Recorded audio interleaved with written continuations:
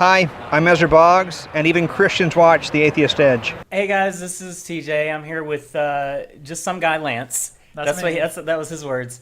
And so we want to we're just gonna do a riff show. We're just gonna talk about just whatever comes up. I got a list of a few things that we're gonna talk about, but we're just gonna keep it light and hopefully just have a fun conversation.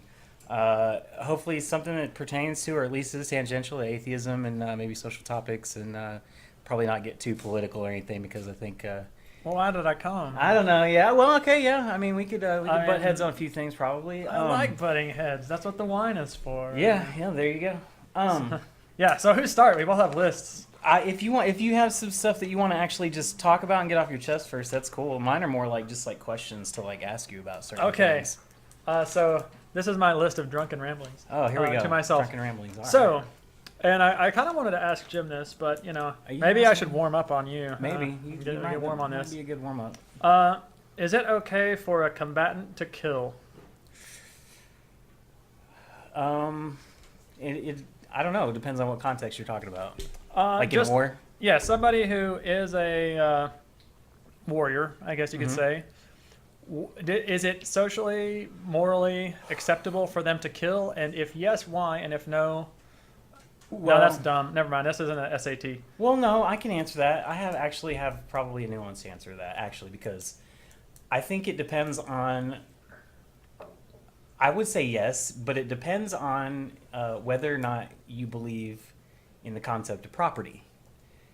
Now, if you believe that people can own things, inanimate objects, land, stuff like that, have their own, partition of this space on Earth that is just theirs, then I think definitely if someone threatens your sovereignty over your own property, I think that you have an obligation to yourself as well as the people that are under your care and protection, possibly a family if you have one, or things along those lines, your wife, your children. You have an obligation to them or whoever happens to be in the role of protector. It doesn't necessarily have to be the man for the women and children. It could be the woman who's the breadwinner and the person that protects kind of Wonder the Woman, household. Whatever. This is 2018, so and we're progressively getting better and better as a society, I think. Yeah, I mean, if you believe that people are allowed to have things that are theirs, that belong to them, individual rights, individual property. If someone by force, through violence, wants to take that from you, I believe that you have the right to violently retaliate to stop them and make them cease and desist in their actions. And I think that also applies on a national scale, because there are definitely there we go. National scale is kind of what I'm... Yeah, because we have a sovereign nation, and if some other nation wanted to come to our soil and say, "Hey, this is no longer the people that live here. This no longer belongs to you. We're going to co-opt it for our citizens." I think we would have a right in that instance to violently reprise that action. So, and now my focus is more on the actual warriors. Like I'm thinking like 300. The Spartans. Oh, they have their shield. They have their pointy things. Yeah. And they're like, then the other group came along. It's like, how many of you are warriors? And he's like, I'm a farmer. I'm a baker. Whatever. Yeah. Like obviously a society has trained warriors in that environment. So, I guess kind of my thought behind this is there are warriors in those environments, just like we have a military, of course. Mm-hmm. And their goal is to kind of just come into conflict with other nations' warriors and solve their problems, most commonly through rat-a-tat-tats, right? So aren't those enemy combatants kind of the same as our soldiers? And they're just for a different team? Like they're wearing a different color? Well, that's a question of war crimes. War is a crime to somebody, always. Whoever's usually on the losing front usually considers it highly, not, detrimental to their existence. You know what I mean? But like in World War II, Germany, Japan, and Italy, the Axis powers, they wanted to basically dominate the entire globe. They wanted, You know, Yeah, someone had to put a somebody had to put a Stop stop to that. that, right?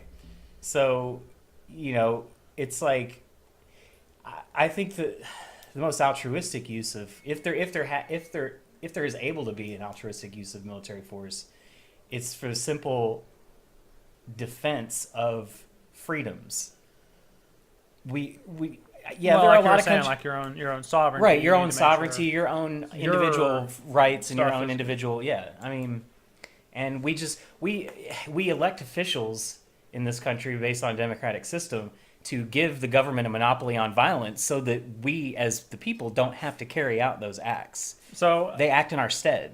the concept that I'm brought back to is: have you ever heard of the concept called sin eaters? Sin eaters? Like, Like- Harry Potter, No, that's what are or those wait, guys called those were the Death Eaters. Death Eaters. Sin Eaters are in Underworld or something. I don't know. Well, no. I can't remember. But okay, so so that we can make sure we're using the same words. Yeah, A of sin course. eater is something like a executioner, or Mm. like somebody who does the dirty work, does the deed right, because somebody else doesn't want to absolve themselves of having to. Is there? I think that there is. It's kind of like that, yes. But if you take the rank and file American citizen, most people don't want to pick up a rifle and go shoot someone. Right. Like our school teachers, they don't want to do that. But there are people out there that want to do serious harm to other human beings. Sure. Someone has to stand between those people and the people that are peaceful. Right. And so we elect people that will determine who those people should be. And we have a volunteer military service. You volunteer to join the military. There hasn't been a draft in 40 something years or whatever. So, But it's arguably that many people who go into the military are sold a higher ideal that, like the GI Bills and all that kind of stuff, like we'll pay for your education. Well, yeah, that's, you have to be in the military first. well, And I agree. none of that's to say the military is bad in any way. It's just to None of say that's necessary, man. that if you say people don't have a choice, and then you say there's this whole group of people who are really good at selling it, Yeah, of it's course. like, well, did you really have because a choice? they're given a job. They're saying, "Hey, you need to do this," and so they're going to try to do that to the best of their ability. That's just commerce. That's just Sure. that's capitalism. That's like, hey, we want you to do this service, and if you do it to the best of your ability, you're going to get such X and X and X, and you can take care of your family really well off of it, and blah blah blah blah blah. And that's a incentive to a lot of people. So Yeah. And you can definitely see it as I can definitely understand it as that's kind of almost a professional position. I can respect that. Well, you go to an interesting point though too, like about the people selling the ideal, is like I think one of the it's weird. I think the concept of God is sold a lot because it's like you're doing this thing to protect us, but you're going to be well rewarded if you fall in combat in the next life. And I think it really facilitates a lot of people making the choice to be like, okay, yeah, I can do this because if I die, I'm a martyr, and I get to go, to the happy place with the big bearded man in the sky after I'm gone or whatever. So I think Terry, no. I think promises of afterlives and stuff like that has been a big driving force in creating probably a lot of the conflict that we've seen around the world, even going back into ancient times. It's because it's like, hey, it's our God, our deity told us that we need that piece of ground right there. Yeah, and that makes it their that's their need. crusade. That's their Sure. They have to have it because it was ordained by their magic man in the sky or whatever. Okay. So I can respect. You know what that, I'm saying? that there's, that there it is it's honestly like just one of the needs of society is to have soldiers and sin eaters and kind of the so not the ruler so- doesn't have to have the blood on his he his gets hands. he or she. He or she, gets yeah. good. Now your turn. I did one. So do you feel like that there's a particular brand of faith or maybe a specific religion that you could think of that is maybe a little more abhorrent than the others, and probably in terms of global well-being at the moment? Of course, atheist. They're all terrible. We're all baby eating. Every last one of you. Yeah, Me. We're gonna eat all the babies. I just can't help myself. If I've you thought had about to, this. Of course, the gut reactions, like Muslims. Oh my God, look at them blowing up everywhere. We can say Islam and not be, true. Well, and not necessarily target people. Okay, can we edit that out and pretend I said? No, but I'm just trying to. Muslims I'm just trying to be Muslims? accommodating of views I know that you hold. Like, I know that you would rather not be considered like racist towards, even though I don't think Islam is a race. It's a freaking religion, but. Oh no. Just so that we're not. It's more subtle than that. Of course. No, but I mean, obviously, right now, the explodey ISIS people. Yeah, if you look they're like the most dangerous. Terror attacks They feel like the around the most globe. dangerous. Yeah. But I'm just saying, as far as an ideology, for sure. Right now, yes. But I mean, to me, all religions are just kind of at some point on a continuum. Yeah. And there was a point when there were the Spanish Crusades, and then the Catholics were running around being terrible. And then, of course, there were And then there was a the Reformation. other Crusades where the Christians were running around being really terrible for no reason towards a lot of people. And so, like the Muslims are bad, like right now, I guess. Right. Was that the right one? What? Muslims? Islam? I mean, ISIS. We'll just say ISIS. ISIS is a very small sect. That stands for Islamic State. They want to institute Islamic a caliphate. So the worst of the Islam worst. as a doctrine itself is very preaches. There's a lot of preachments of violence against non-believers in their holy books. Kind of in that regard to your question, I would just say that yes, Islam seems to be the most dangerous right now.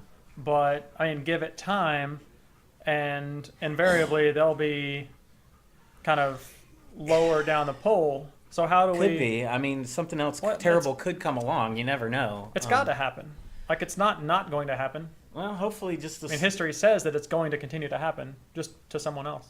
Yeah, but what is the next one you see it happening with, though? Because Islam has had a 1,400-year bloody history and has gotten to this point due to strict adherence to Quranic doctrine. It's because the fundamentalists are strictly following the tenets of the religion is why they are so violent. Now, because I always give this example because Sam Harris talks about it. It's all about the ideology. Take Jainism, for instance. The more strictly you follow the tenets of Jainism, the more pacifist you become.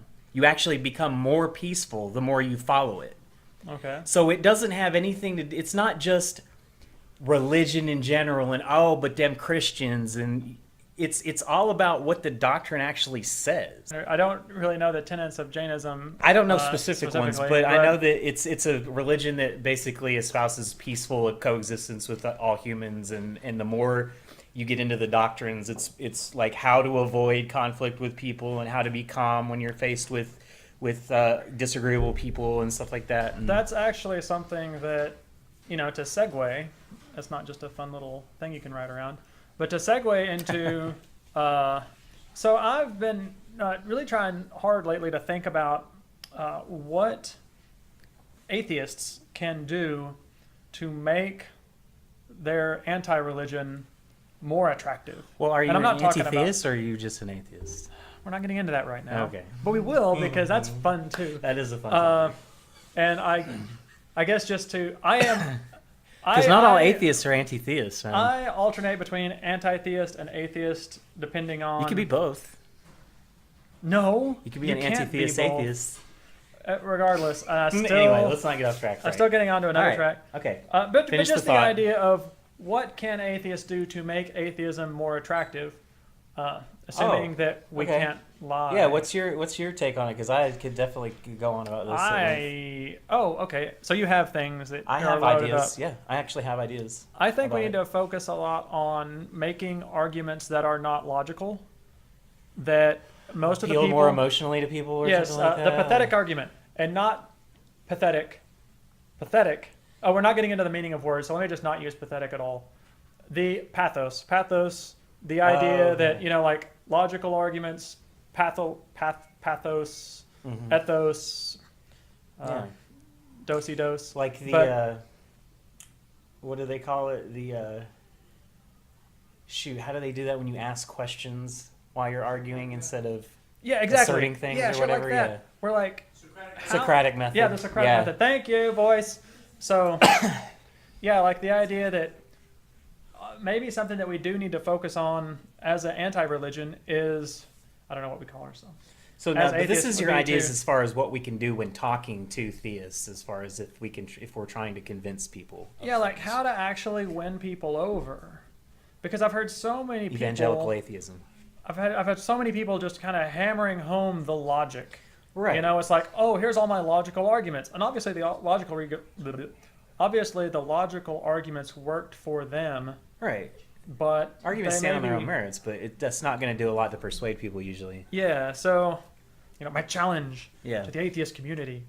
What is your to- challenge? What would your specific one thing, if you could say, like your silver bullet, like technique? I mean, just really just to be, like, focus on the methods that understand that there are argumentative methods that don't kind of cause the listener to throw up walls, like the Socratic method. Somebody over there said it, that's why I'm pointing that way. But that's, of course, kind of, instead of saying, You're letting them come Oh. to it naturally. yeah, by By- asking questions, kind of by yeah. drawing them out and not Right. being like, here's my list You're of just logic. planting the seed and letting it grow inside them instead of forcing it. Yeah, because, in a lot of ways, if you kind of list out your logic, I think a lot of people hear kind of this message of, how are you so dumb? Yeah, how are you because- so stupid that you don't understand this? And obviously that turns people off. Well, it's funny that you say that though, because you're right, but I don't even think you even have to go as far as telling people that they're dumb or unintelligent. As soon as you simply say, this thing that you believe is ridiculous and you shouldn't believe it, you're not justified in believing it, you're attacking their identity at that point. They're shut down at that Right. point. At that point, they're like, no, because I'm right. I know what I know, blah, Yeah, and an hour of conversation later, and They're even more entrenched in their belief than they were before. which yeah. is another one of those things that I've read about. I don't understand a lot of psychology, but I've seen a lot of articles that kind of point out that way of honestly, like you can argue something with somebody, and usually they'll be more convinced of their own viewpoint when you're done, even if you made. I've all heard the that. right That's actually a arguments. psychological mechanism or Yeah, something and we like can't do that. anything about yeah, that, There's right? nothing. That's just the way we're wired as human beings. So yeah, like how can we as atheists? I mean, I think that most of our arguments are going to be logical, right? Like, we haven't seen anybody be healed from leprosy. Right. There's no evidence-based solution Yeah. there for why faith didn't healing, God right? just wait Yeah. for YouTube to do all these miracles? That way we could have seen them all. Instead, he had to write them down, regardless. Right. But so somebody who's going to throw off the walls, if you come to them with logical arguments, we need to think, again, if you care at all about whatever our version of evangelizing should be called, then, it is just something to think about when talking to somebody. And sometimes it's fun to get in an argument, and there's yelling and there's good points and Yeah. everybody, gets all, Get caught up in the veins pointed. confrontation or the conflict of it all, yeah. but what does that solve? Like, what does that do? If Just all draws it a harder does- line between our side and their side, yeah. Yeah, it pushes them I see what you're farther saying. away, and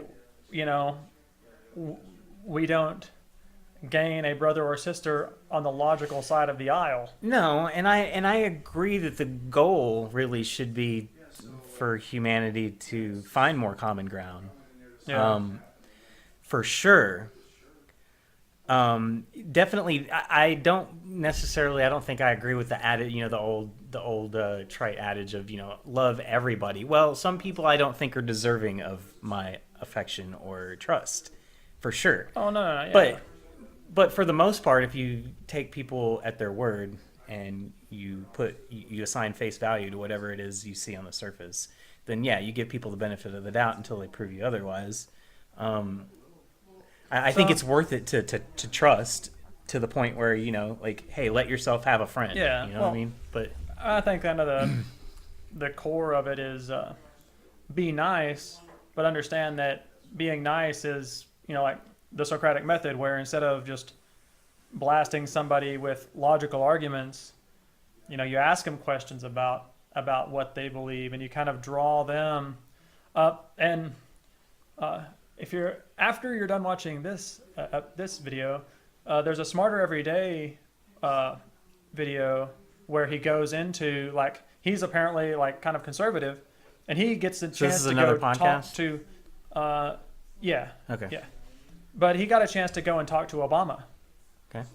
And like he was like, I'm surprised Obama even wanted to talk to me because, I kind of had some conflicting views.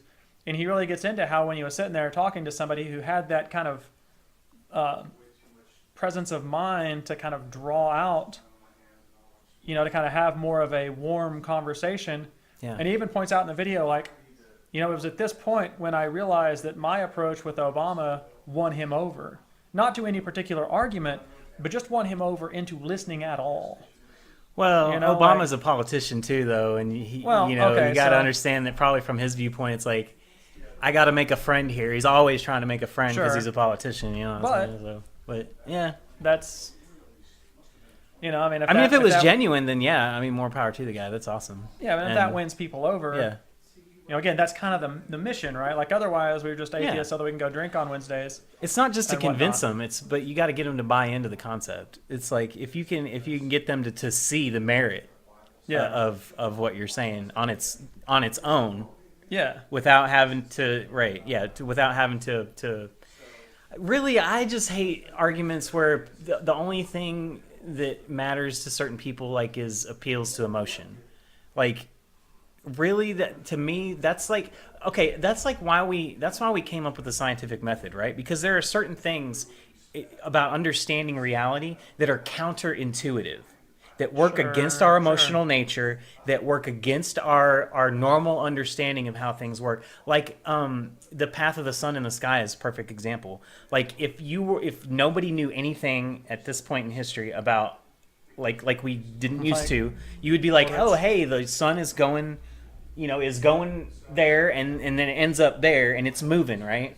Yeah. But science, once we've figured out ways of testing, retrograde and planet rotation, gravitational forces and stuff, we figured out, no, that's not the case. The Earth is actually a spinning ball that is spinning while it is also rotating, spinning around a star. Yeah, and we're not even the center of any of it. The star is and actually it's not the center us. It's the sun is the center of the solar system, and then the sun itself is even spinning around a center of a galactic cluster.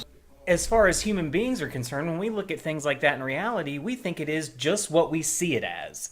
It's very counterintuitive to think of things the way they actually are sometimes, and that's why we came up with things like science and math, and so we could actually assign truth values to psychology, things. So that we can understand how to reach out to these kind of people. Yeah. And sometimes those things are counterintuitive, just like any other thing in reality, though. Too. Yeah, you're right. Yeah. So I wouldn't necessarily worry too much about winning over a convert with only pathological arguments. Yeah, that's why I'm saying like. It's just hard to. I think. Yeah, it's tough. There's something within us atheists. We're like, show us the money. You know what I'm saying? Like, we'll show you that. We'll give you the evidence, and we'll like if it's as long as you're an atheist for skeptical reasons, you're like, hey, this is why this thing. There's a truth value you can assign to things in reality, and this is why this truth value is assigned to this particular thing in reality. But a lot of people, like, man, we're in a very small minority of people that think like that. I think most people just want to believe what feels good and is what feels comfortable. Yeah, and like they want to ask you like, why are you angry at God? Yeah, it's like those kind of questions where it's like. Obviously, if somebody's going to ask you something like that, like they don't understand your position either. No, I'm angry at God like I'm angry at Voldemort. Right, Like I'm angry at Darth Vader. So but obviously, somebody like that, like you obviously see the kind of just your logical arguments and their pathological arguments. I hate to say illogical because there's actually a word for it, right? Yeah. But like you're saying, like those, you're arguing two completely different things. So, or at least non-logical. Well, maybe not defying logic, but it has no bearing in logic. No. Right? I'm saying like as an argument, like the idea of arguing. Okay, yeah. Arguing for a reason, not just arguing because you have different opinions. But the idea of arguing to actually like debate, reach. like with a purpose. Yeah, maybe more of a debate. Yeah, again, like if I were sitting down across from a Christian and I thought there was like any chance that they would understand anything that I had to tell them.